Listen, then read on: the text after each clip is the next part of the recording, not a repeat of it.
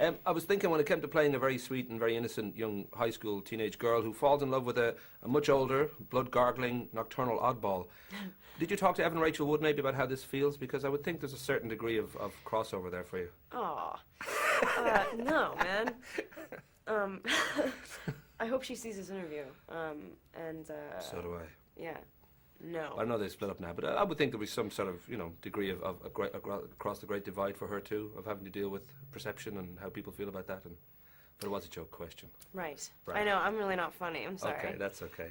I know the beautiful Robert, he said that at first we read the script and he sort of got into the books and all that, he was a bit worried that this was sort of a one-dimensional character, that how do you play this perfect hunk, and it was really only when he auditioned with you that he sort of saw there was things to be done here. And I don't know, did it take a while for you to sort of feel there was things beyond cliche here, that you could actually make something of this?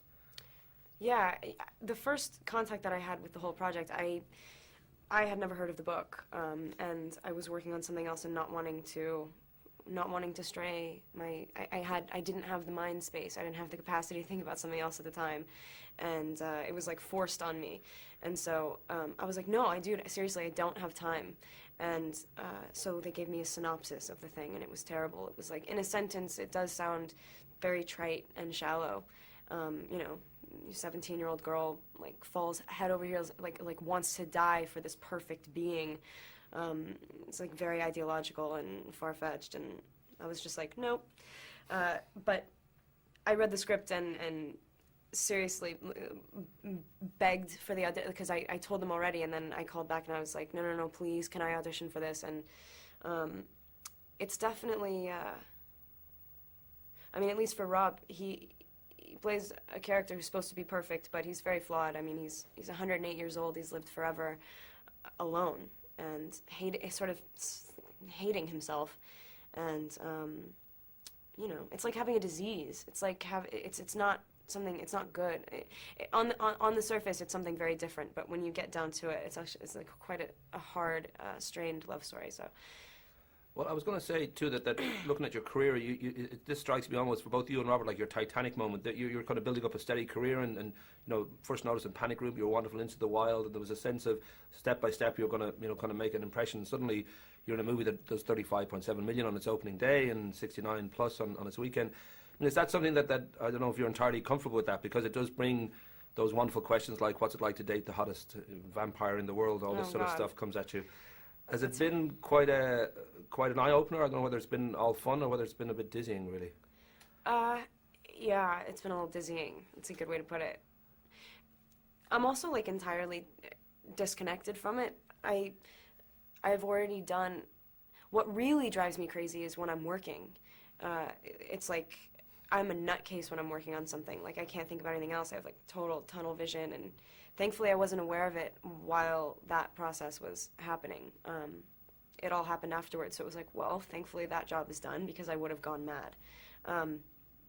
So, yeah, I'm not very good at this. I can't, usually, it's easier, actually, when you leave the United States, because people ask you questions and then they want to hear your answers. But in the States, it's sort of like, so what is it like kissing a vampire? It's like, well, come on, man, I don't know. Never done it.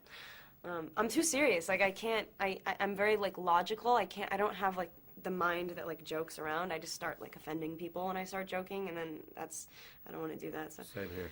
Yeah. Obviously, my first question was almost offensive to you. Right. Yeah.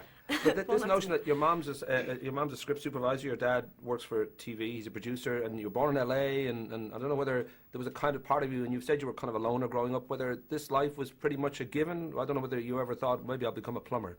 Was it always going to be this, do you think, or? No, actually, like, in the beginning it was pretty arbitrary.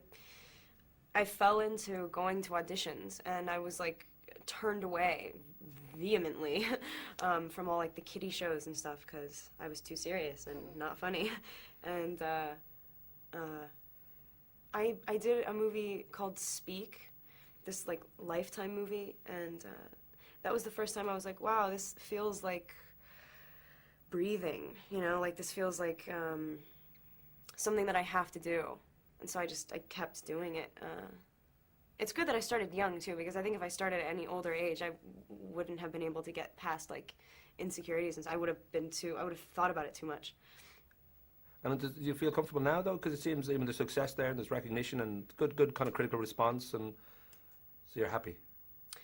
Yeah, I mean, I'm happy that people seem to like the movie. I mean, at least the critics like the movie. Yeah, I'm happy. Rock and roll. I'm giving the friendly finger to wrap up. Oh, okay. Very nice to talk to you, dear. Yeah, same here. Thanks. Have you got a bit of time? You're just probably shut